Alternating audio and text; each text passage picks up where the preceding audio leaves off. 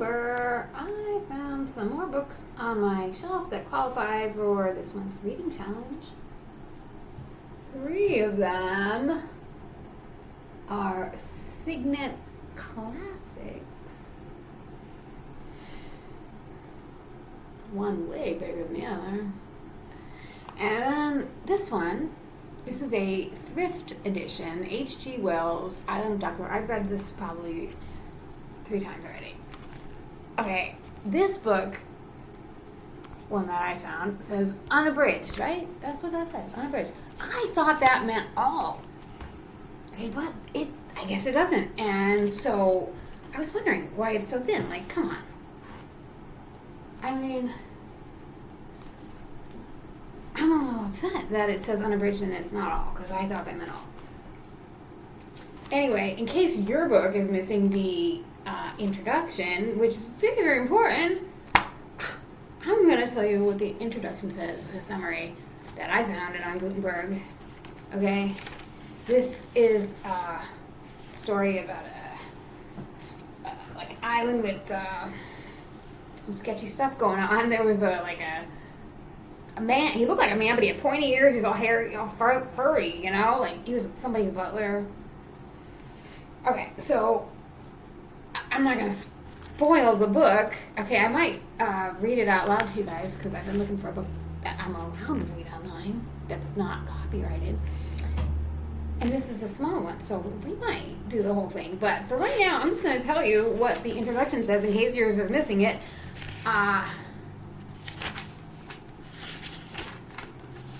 On February 1st, 1887, there was a boat called the Lady Vane, and it was lost by collision with a derelict. 1 degree south latitude, 107 degrees west longitude. Okay, and then 11 months later, on January 5th, 1888, one of the people on that boat, his name was Edward Prendick. He was long thought since drowned.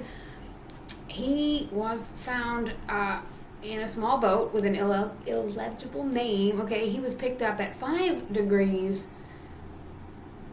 3 south latitude and 101 degrees west longitude. Okay, and this little boat was allegedly a schooner called the IP Kahuna. Okay, and anyway, he'd been gone 11 months. He gave such a strange account of where he had been and what had happened that they thought that he was crazy, but they found the following account, that's the book, with him.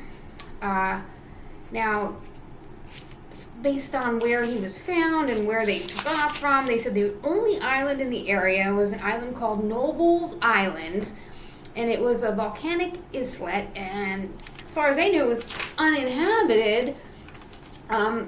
It was visited in 1891 by the HMS Scorpion and a party of sailors who reported there was nothing there but white moths, hogs, rabbits, and peculiar rats.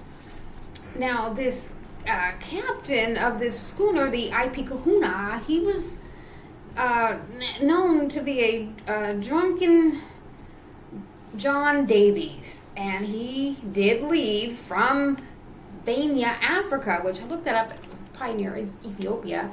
Okay, he did leave there on December 1887 with a puma and other animals on board, and he did disappear from the sea. They also said he had a lot of copra, and I looked that up. That was like coconut seeds. So in case your book is missing that, or if you thought unabridged meant all, you needed to know about that. These other books that qualify, look at the size of this one. Look at that. Okay, I just found this one. My Secret Life, written by Anonymous. But look at right there, Victorian something, right? This is what it says. Erotic Diary of Victorian London. Now, the back of it, an anonymous man, but whoever wrote it says from his childhood to the end of what he calls an amateur career. Pervert career, right?